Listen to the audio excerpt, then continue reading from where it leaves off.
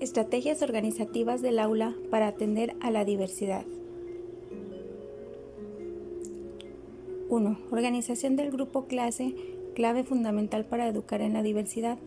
Actualmente nos encontramos con un entorno organizativo vivo, pero existe desde la forma más arcaica y sencilla de escuela, el grupo clase, en el que se enfrenta la utopía homogeneizadora, se impone cada vez más la evidencia de la heterogeneidad, situación la cual ha tenido una importante incidencia la presencia del alumnado con necesidades educativas especiales, así como cada vez más compleja estructura social en la que tiene que actuar el sistema educativo.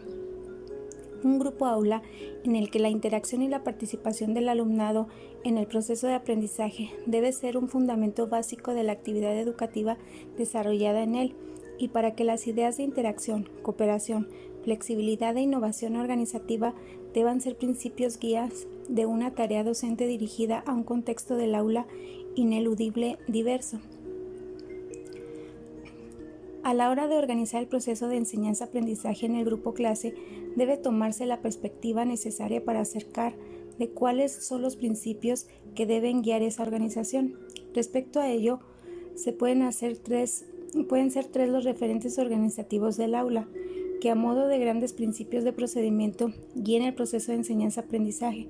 Interacción, innovación y flexibilidad se pueden elegir otros miembros, pero sobre lo que se trata de decir de ellos es preciso vertebrar la respuesta organizativa en el aula.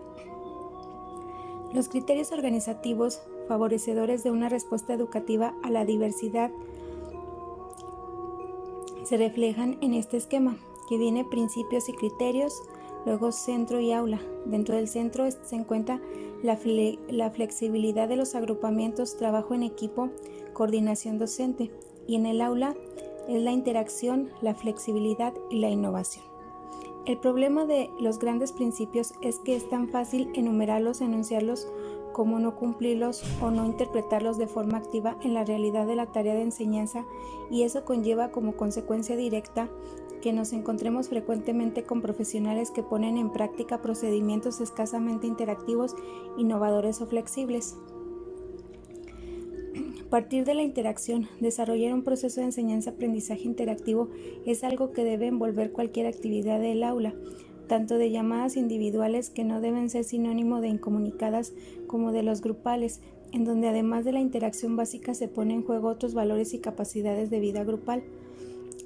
El aula es vida, es diversidad, tiene que ser comunicación y contacto, y esa interacción, cuando más organizada, esté en cooperación, cuando más dirigida a la ayuda recíproca y compartida, más capaz será de contribuir a las necesidades de un aula diversa. El papel del tutor ante la diversidad. La diversidad constituye una realidad palpable en los centros escolares y demanda un nuevo giro en la tutoría docente y en el valor social de la educación. Los alumnos con necesidades educativas especiales, asociadas o no a discapacidad, también pueden y deben ser atendidos por profesorado no especialista, es decir, por maestros comunes. Es necesario que todos los maestros y maestras en todas las aulas tengan confianza al trabajar con todos los niños y niñas, independientemente de las condiciones y características personales de cada uno de ellos. Se debe actuar y trabajar con naturalidad en un ambiente lo más normalizado posible. Las dificultades de aprendizaje no solo provienen de los alumnos, sino también del contexto escolar y del entorno social donde proceden y en que viven.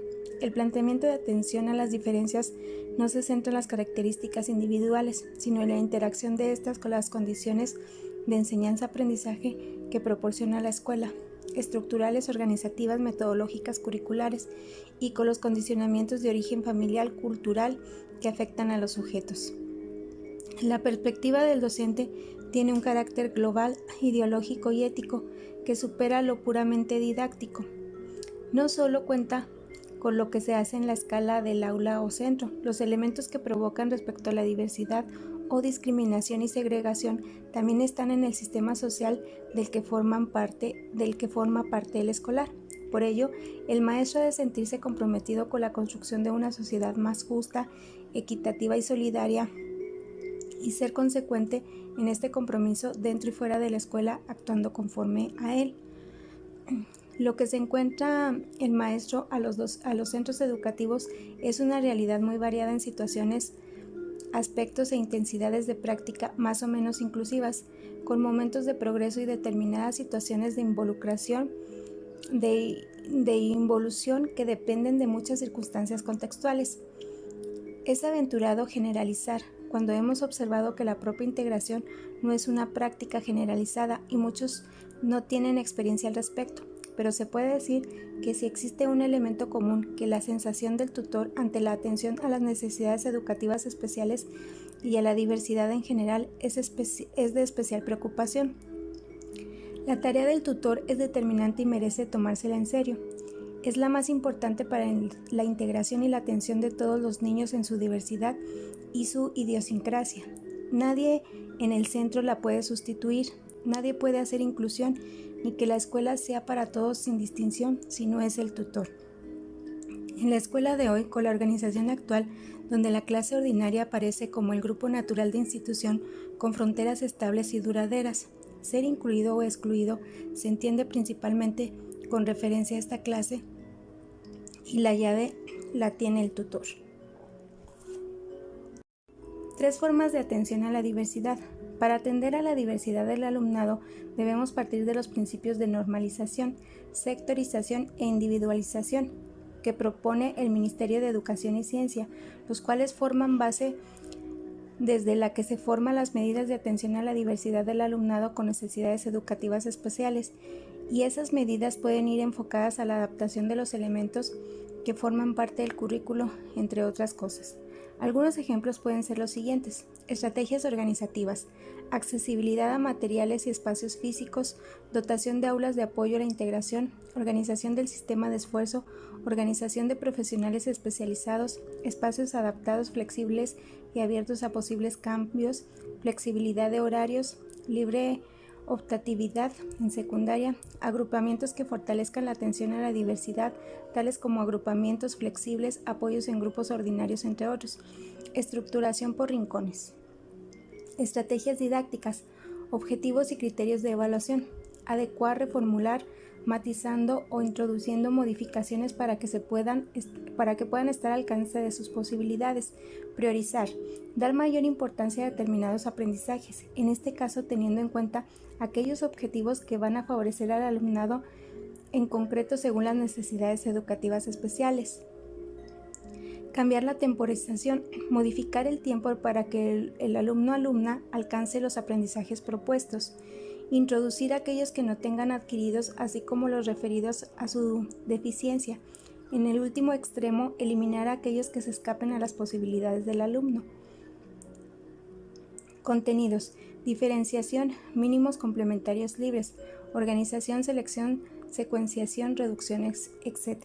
Actividades: diferenciación, de refuerzo, complementarias, de síntesis, de consolidación, de recuperación. Organización distinta según la situación y necesidades, lineal, cíclica. Estrategias generales de adaptación: disminuir la abstracción, facilitar el lenguaje de presentación y respuestas de las actividades, reducir el grado de complejidad, facilitación de los contenidos. Estrategias metodológicas: reordenación de la clase, agrupamientos diferentes, proporcionar más tiempo, material diferenciado y adaptado según las necesidades, aplicar métodos específicos y dinámicos, evaluación integradora. Conclusión: muchos de nosotros conocemos por distintos medios informativos de la nueva reforma que pretende optar por un currículum común y comprensivo como condición imprescindible para dar respuesta a la diversidad del alumno en la escuela, que este currículum debe ser abierto y flexible y que debe ir adaptándose a las necesidades particulares de cada alumno y de cada centro de diferentes niveles.